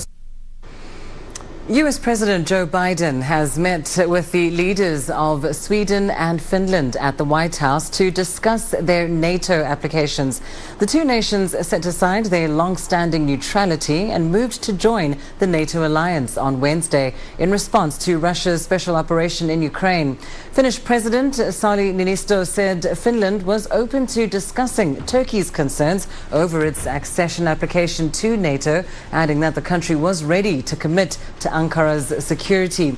Speaking at the White House, where President Joe Biden is hosting the leaders of Finland and Sweden, Biden said his administration was submitting to Congress on Thursday reports on the two countries' accession. Biden has made uniting Europe against the conflict in Ukraine a top priority. Now, all 30 NATO members need to approve any new entrant. Biden says he strongly supports this historic application. The bottom line is simple. Quite straightforward. Finland and Sweden make NATO stronger. Not just because of their capacity, but they're strong democracies. And a strong, united NATO is the foundation of America's security. The Turkish leadership has recently expressed concerns about our membership application. I want to address these concerns today. Finland has always had broad and good bilateral relations to Turkey. As NATO allies, we will commit to Turkey's security just as Turkey will commit to our security. We take terrorism seriously. We condemn terrorism in all its forms, and we are actively engaged in combating it. We are open to discussing all the concerns Turkey may have concerning our membership in an open and constructive manner. These discussions have already taken place, and they will continue in the next days. President Niinistö and I have come here at a historic moment for our countries. And for Sweden, after 200 years of military non-alignment, Sweden has chosen a new path. Yesterday, Sweden and Finland submitted our formal requests to join NATO. And Russia's full-scale aggression against a sovereign and democratic neighbor, that was a watershed moment for Sweden. And my government has come to the conclusion that the security of the Swedish people will be best protected within the NATO alliance. Meanwhile, Turkish President Recep Tayyip Erdogan has urged the NATO alliance to respect Ankara's concerns over the admission of Sweden and Finland. Erdogan has threatened a veto and has accused the two prospective members of harboring terrorists. The Turkish leader says Stockholm and Helsinki are providing safe havens to Kurdish terror groups, among other issues. A series of diplomatic meetings concerning their membership has yet to have yielded any agreement. We asked for 30 terrorists to be extradited, but Sweden says they wouldn't. You will not hand over terrorists to us, but you will ask us to allow you to join NATO. NATO is a security entity. It's a security agency. Therefore, we cannot say yes to depriving the security organization of security. Well, let's bring you the latest on the conflict itself now. Russia says more than 770 Ukrainian fighters holding out for weeks at the Azovstal steel complex in Mariupol have surrendered in over the past 24 hours. This brings the number of those who've surrendered to more than 1,700. Ukraine, however, has yet to confirm the tally. A report by the International Red Cross has registered hundreds of Ukrainian prisoners of war taken from the facility located in the strategic southern port city this week. As Russia takes full control of Mariupol, fighting continues in eastern Ukraine. U.S. Secretary of State Antony Blinken on Wednesday stated the U.S. Embassy in Kiev has reopened, hinting at the possibility of further security assistance for Ukraine. CGTN's Zhao Jiaxin reports. After a 3-month closure, the U.S. Embassy in Kyiv made a quiet return on Wednesday. A visit to Kyiv by top U.S. diplomat 3 weeks ago no doubt got the ball rolling on the recent reopening. Since then, Washington has increased their political presence. On May 1st, House Speaker Nancy Pelosi, in an announced trip to Kyiv, told President Zelensky that America stands firmly with Ukraine. The spirit. Christina Kavin, the charge d'affaires at the U.S. Embassy in Ukraine, returned to Lviv on May 2nd, eventually landing in Kyiv on May 8th. There is much to celebrate on this Victory Day. Though battles rage and missiles continue to fall, we can say that President Putin has failed. On the same day, U.S. First Lady Joe Biden met her Ukrainian counterpart Olena Zelenska as a show of support. To show bipartisan support, Senate Republican leader Mitch McConnell led a GOP delegation to meet Zelensky last Saturday. The visit came as a further $40 billion in U.S. military aid to Ukraine struggled to get approved in the Senate. However, by this point, the U.S. had already made continuous transfers of billions of dollars worth of weapons since the conflict started. Biden has yet to visit Kyiv, but sources say he's willing to push towards a total of $53 billion in U.S. aid to Ukraine. The U.S. embassy reopened on the day Ukrainian negotiators said talks with Russia were at a stalemate. Since Russian forces scaled back following the Istanbul talks in late March, the EU and many NATO countries, including Germany, France, and Britain, have reopened embassies in Kyiv. Unfortunately, we haven't seen any diplomatic breakthroughs that would result in a ceasefire. To continue our sanctions. During his recent visit to Berlin, U.S. Secretary of State Antony Blinken affirmed NATO's focus. The United States and our allies and partners are focused on giving Ukraine as strong a hand as possible on the battlefield and at any negotiating table. As tensions continue to rise, the world looks to the U.S. and their role in turning this crisis around. Zhou Jiaxin, CGTN, Kyiv. Now, in other news, the world saw a record 59.1 million people internally displaced last year due to protracted conflicts and new waves of violence. That's an increase of over 4 million globally from a year earlier. This according to a new report by the Internal Displacement Monitoring Center. It cites Ethiopia, the Democratic Republic of Congo, Afghanistan and Myanmar as having seen the highest number of IDPs in 2021. The report by the Displacement Monitoring Organization, which was founded by the Norwegian Refugee Council, reveals that sub-Saharan Africa was the most affected. Ethiopia seems to be Africa's worst case. This according to a different report from the United Nations High Commission for Refugees. The UNHCR said in February this year that over 4.2 million people are internally displaced across Ethiopia, while 1.5 million IDPs were trying to return to their homes to find a durable living solution. In northern Ethiopia, an 18-month civil war has unleashed a massive humanitarian crisis, and in other parts of the country, an unprecedented surge in ethnic and religious violence saw tens of thousands fleeing their homes. But 2022 has seen even more displacement. In the latest conflict between Russia and Ukraine, the UN estimates that about 7.7 million people have been displaced inside Ukraine, while another 6.4 million people have left the country to seek refuge elsewhere. As of Wednesday, 18th May, 59.1 million people were displaced in Ethiopia. Right now, South Sudan's government says it plans to deploy its forces in the disputed oil-producing region of Abyei to try and stop an intercommunal conflict in the area. This comes after clashes between communities in Abyei over land left more than 40 people dead. CGTN's Patrick Oyet reports. South Sudan's government says a decision to deploy the forces in Abyei was reached at a cabinet meeting in Juba.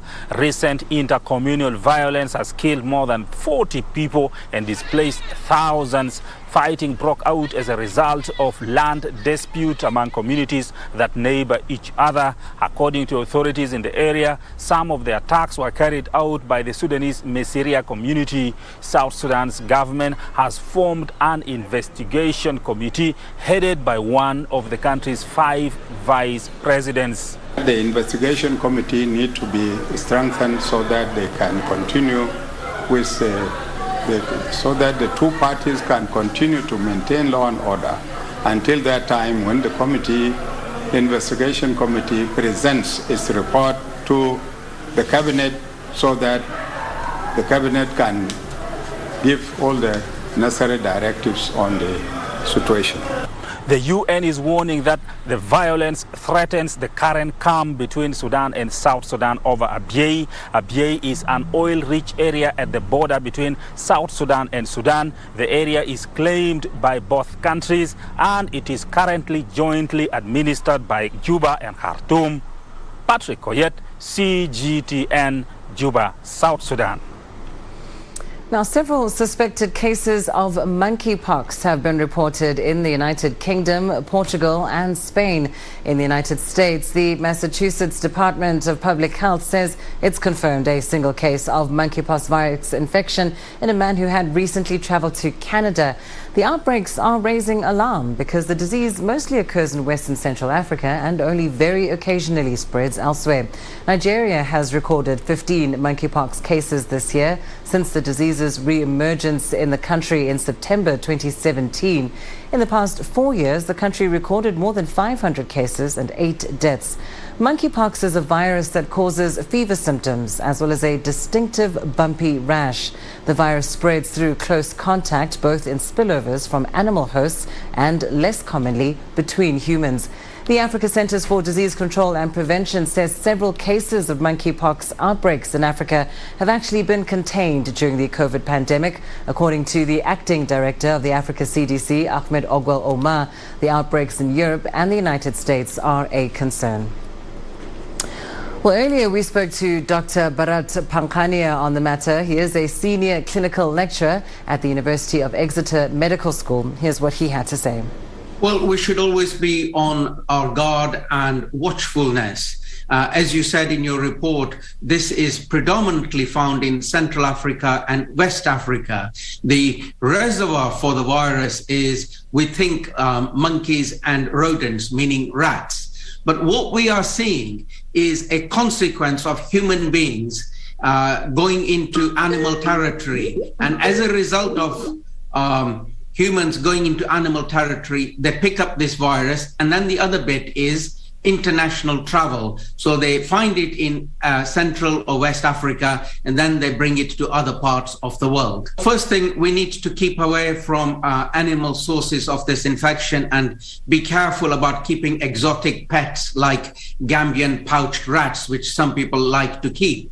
The other thing is avoid eating bush meat. And then the third thing is being aware of the signs and symptoms of the infection. And if you are infected, then to seek medical help and be careful. And finally, we do have good vaccines. And if this infection continues to spread globally, we may have to reconsider introducing the vaccinia vaccine that we used against smallpox. Now, a polio outbreak has been declared in Mozambique. The virus was detected in a child living in the northeastern Tete region. This is the first case of the polio virus recorded in the country in almost 3 decades. According to the acting director of the Africa CDC, Ahmed Ogwel Omar, the case is very similar to a case previously reported in Malawi. In February, Malawi declared its first case of wild polio virus in 30 years when a 3-year-old girl in the Lilongwe district was paralyzed as a result of her infection. The recent case in Mozambique has raised alarm as Africa was declared free of wild polio in 2020. Polio invades the nervous system and can cause irreversible paralysis within hours. It cannot be cured, but infection can be prevented by vaccination. You are watching Africa Live. Time now for a short break. Coming up, nearly 2 million people in Ethiopia's Afar region have been affected by drought and hunger.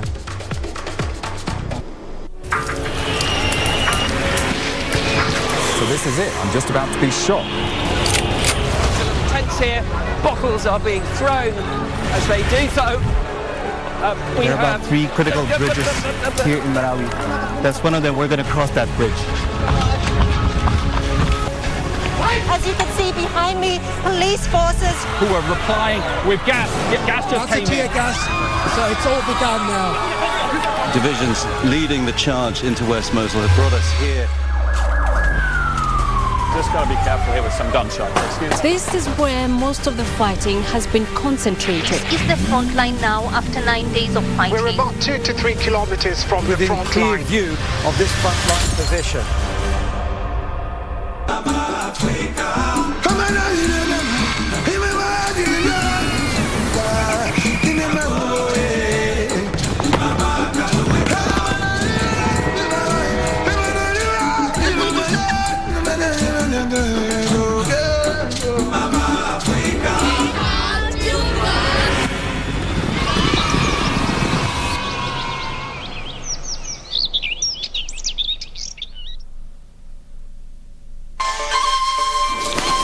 You don't find the stories of North Africa by sitting on the sidelines. You've got to get out, go there, and you'll find them. In the bazaars of Casablanca. Among the crowds in Cairo. Who come to visit Cairo, the ancient capital of Egypt. Along the waters of the Nile. Along the sands of the Sahara. No one else will take you where we can in North Africa. No one else will show you what it's all about. CGTN, see the difference.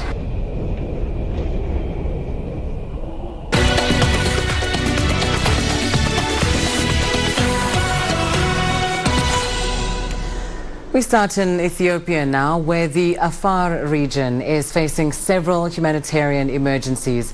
Local authorities there are warning that nearly 2 million people have been affected by drought and conflict.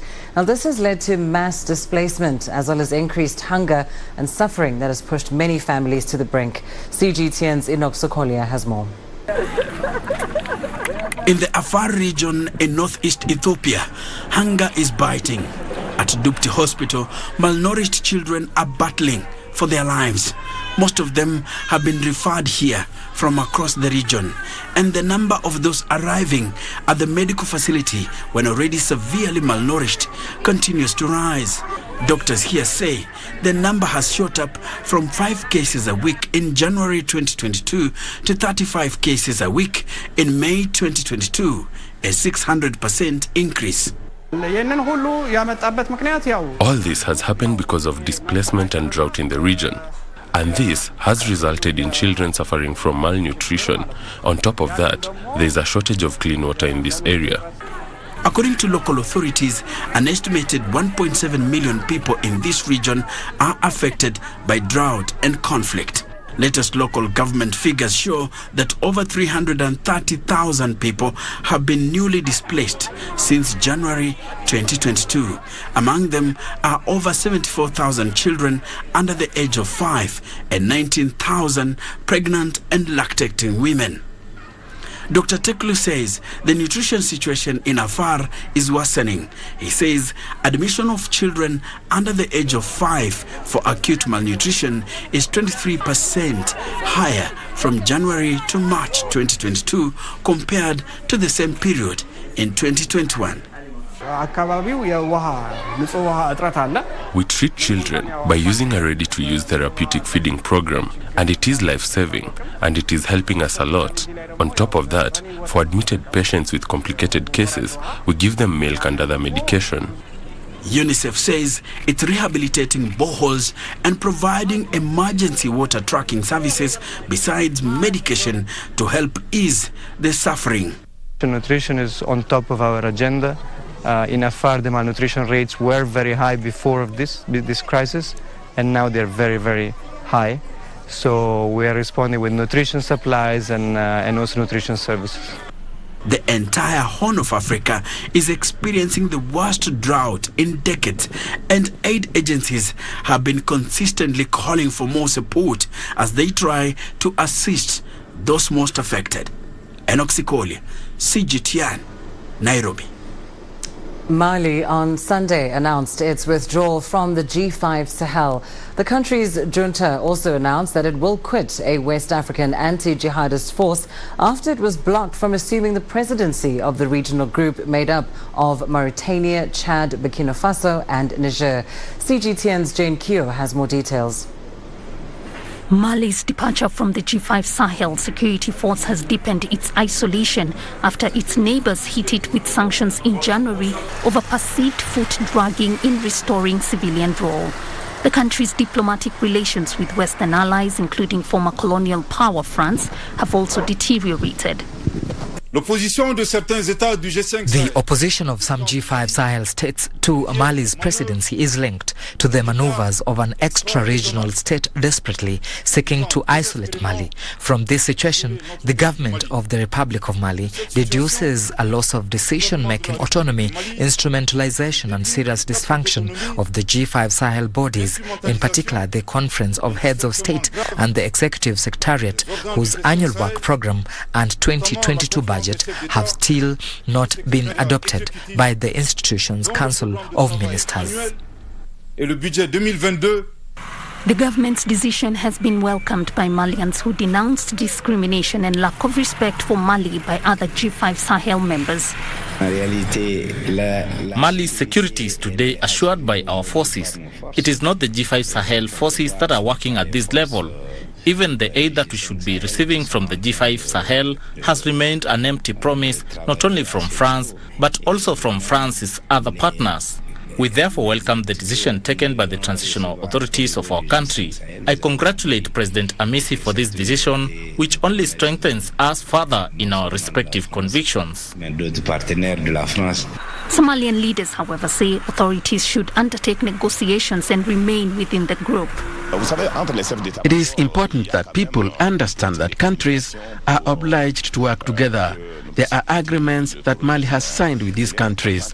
Mali works with the neighboring countries such as Niger, Burkina Faso, and even Chad, which still has troops on our territory.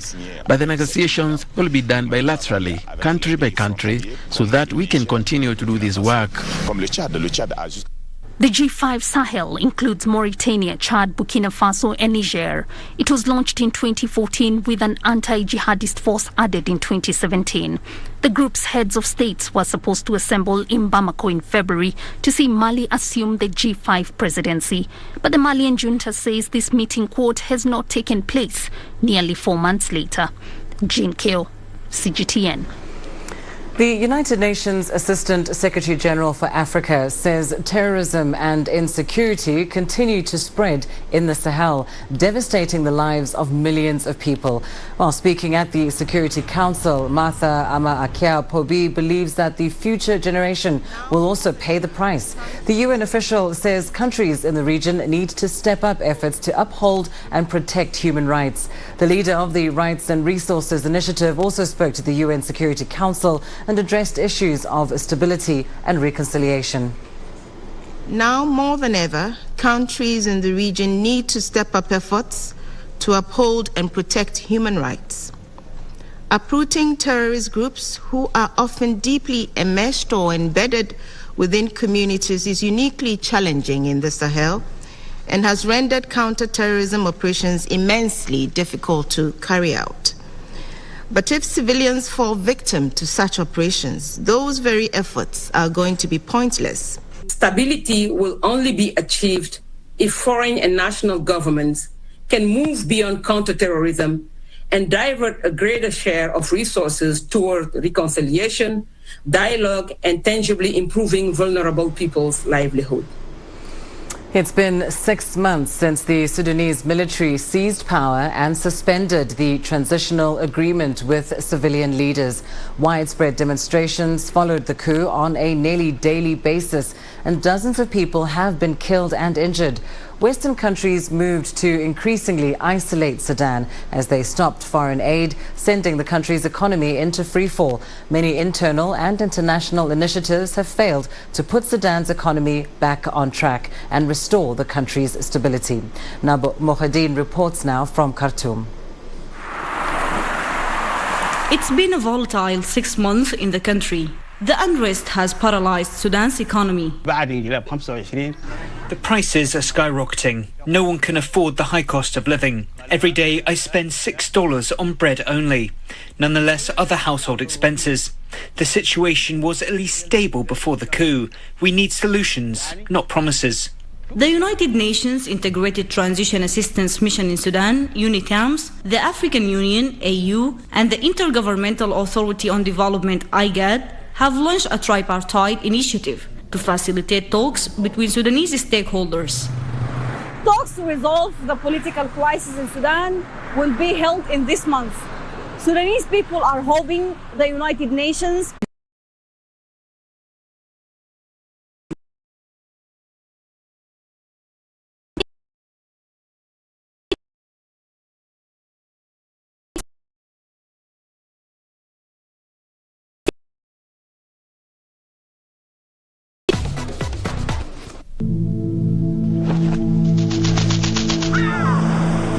How will your world change today? What happens here? What happens there? Or what you make happen for yourself? If it matters to you, it matters to us too. Your stories are the stories that need to be told. Africa Live. Find your voice. Africa is the nexus of enterprise, and global business will tell you why it matters.